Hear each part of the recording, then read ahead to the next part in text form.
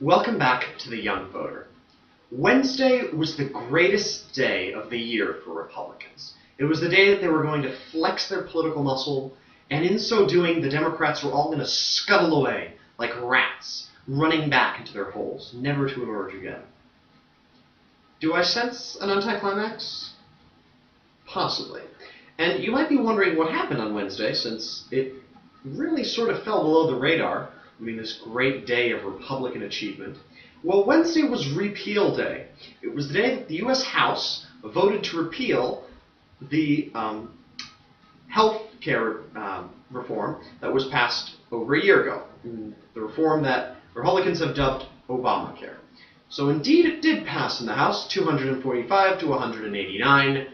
Healthcare was repealed under the curious title of Repeal of the Job-Killing Healthcare Reform. Job-killing. I mean, I love the title. The title is great. And for Republicans, they were just glowing. They were just, yeah, we did it! We got it passed! We repealed Obamacare! And then they looked around and they're like, oh, but nothing happened, because it's gone nowhere. In fact, in the Senate, the bill is likely not even to come to the floor. Harry Reid, this Democratic Senate Majority Leader, has said he will do everything in his power not to even bring it to the floor. And even if it comes to the floor, it has zero chance of success, okay? Because it faces an obvious Democratic filibuster. And with 53 Democrats, even losing a couple, such as Joe Manchin and maybe some more conservatives like Ben Nelson, it wouldn't pass because it wouldn't muster those 40 votes to overcome the procedural filibuster in order for it to be passed by a simple majority.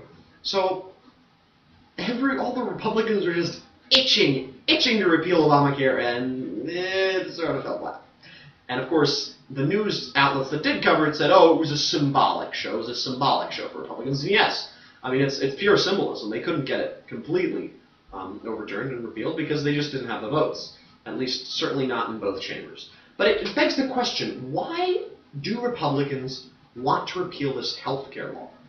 A law that they call job killing, which is funny because this law actually covers, obviously, it allows more Americans to be insured. If you have a pre-existing condition, insurance companies cannot now deny you coverage. Okay? If you have a child up to the age of 26, I believe, that child can stay on a parent's policy. That allows a greater number of people to be covered. And the fact is that a recent study came out that showed almost 50% of the country has a pre-existing condition. And that's under 65. Of people under 65, almost 50% of the country has pre-existing conditions. By getting rid of this reform, repealing this reform, 130 million people would be uninsured. And so many things would be less fair than they are now. You wouldn't be able to keep your child on your policy. Premiums would skyrocket. Now, certainly the price controls have not really come into effect yet, but now it would just be a free-for-all for the insurance companies. So why are the Republicans doing it? Because they are completely pandering to the corporate interests that finance their campaigns. They don't care about the voters who voted for them. Now, of course, a lot of those voters perhaps support repeal for some misguided reason, mostly because the Republicans portrayed this as a government takeover of healthcare. How is it a government takeover of healthcare?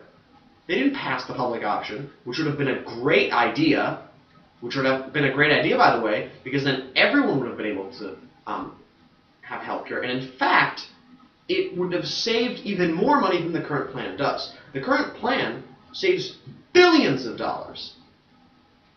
Billions. I think it's what, 300, 400 billion? By repealing healthcare reform, the Republicans would have increased the deficit by 200 billion. The public option would have brought the savings to be even greater than 400 billion. It would have been 100 billion more in savings had there been a public option. But no, this really conservative healthcare reform that was passed really didn't do a lot of things other than expand the pool of people that health insurance companies would could cover, okay, and would cover. Obviously, they don't want to cover everybody. Now everybody has to be covered because everyone has to have insurance. So the insurance companies are getting a lot more money. They're going to hire more people because of that, okay, to help the insurance sector. The healthcare sector has been growing. This is not job killing in any way. These are lies. And the Democrats are very happy that this issue is coming back up because now they have the opportunity to resell this to the American people, and they are. Okay, and now the number of people that are in favor of repeal is slowly going down, down, down, and down. Okay, and now people are talking about tweaking the law. Absolutely, there should be tweaks. Okay, there should be perhaps maybe even an expansion of the law, given the fact that a lot of people that oppose the healthcare law oppose it because it doesn't go far enough. Okay, there are a lot of people that didn't think it went far enough, that it was too conservative, that it was too timid. Okay, I'm one of those people. I would have loved a public option. Okay, but I'm content with what we got, but I certainly want to protect what we got, and I'm going to call out these Republicans who are now just trying to pander to their corporate interests. Okay, they're awful. Okay, they're awful. Okay, they're saying job killing, not job killing at all. Okay, they're saying that it's a government takeover. It's not a government takeover at all. They say it'll add to the deficit. That's not true at all. Healthcare reform actually cuts the deficit, reduces the deficit. They're liars, okay? They're liars. They're corporate whores, all of them. Every Republican, okay? The entire Republican Party is a wholly owned subsidiary of multinational and national corporations, okay? Not mom and pop stores, okay? Not the small business owners that they always claim to champion. No. These people are in it for the money. When the health insurance sector comes in and gives them money, they're like, what can I do for you? What can I do for you? Darrell Issa, case in point, not in health insurance, but was talking to the banks and was saying, what regulations can I get rid of for you now? Now that I guess it's the investigative committee in the House Oversight Committee, one of the committees. What regulations? What can I do for you? How can I serve you, multinational corporations? How can I do your bidding and screw the American people in the rear? Okay, that is exactly what the Republicans are doing, and prove me wrong. Prove me wrong, okay, because this vote is proof that they don't care about you or I, okay, they don't care about the middle class, they don't care about people, okay, they care about themselves and they care about their money, okay, and the money that flows to them so they can get reelected, okay, and they can brainwash people into believing they're doing what they want them to do. What they're doing is good for the American people. Of course, 3 Democrats, okay, which would be on a targeted list immediately, okay, the primary gotten out. I'd rather have Republicans in than these people. Dan Boren of Oklahoma, no surprise. Mike Ross of Arkansas, and Mike McIntyre of North Carolina. Done. These people are done, okay? They should be primaried, or I'd even rather have a Republican in that seat, okay, than these Democrats. Okay, and these Democrats are scared. It's like, oh no. The Republicans are gonna trick everyone into believing that this is bad, and I'm gonna just side in them. I'm gonna trick everyone else into believing it's a bad thing, and I'm supporting the Republicans in their just effort to get rid of this ignoble, okay, law. This awful law that takes over healthcare. Bullshit. Okay, that's what I say. BS. Complete BS. These Democrats are being corporates, sellouts. Okay, they maybe come from some conservative states, quote unquote. Well, Oklahoma, I wouldn't be surprised. Mike Ross, Arkansas, and North Carolina. Okay, but stand with your principles. Support your small business owners. Try to convince them, okay, that what you did, that this healthcare law is not a takeover. Don't spread the lies. Don't spread the hate.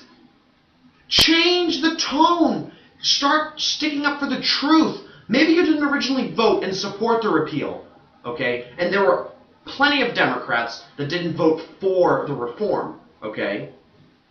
But to vote for repeal, there are a lot of Democrats that didn't vote for reform but are not voting for repeal because they understand, okay, how this law, they came to understand how this law is beneficial for people. And the American people are understanding now, they're coming to understand that this law benefits them. And these 3 Democrats and the entire Republican caucus should be on the lookout, okay, because we're coming, okay? America's getting savvy to your tricks, and your lies are no longer working, okay?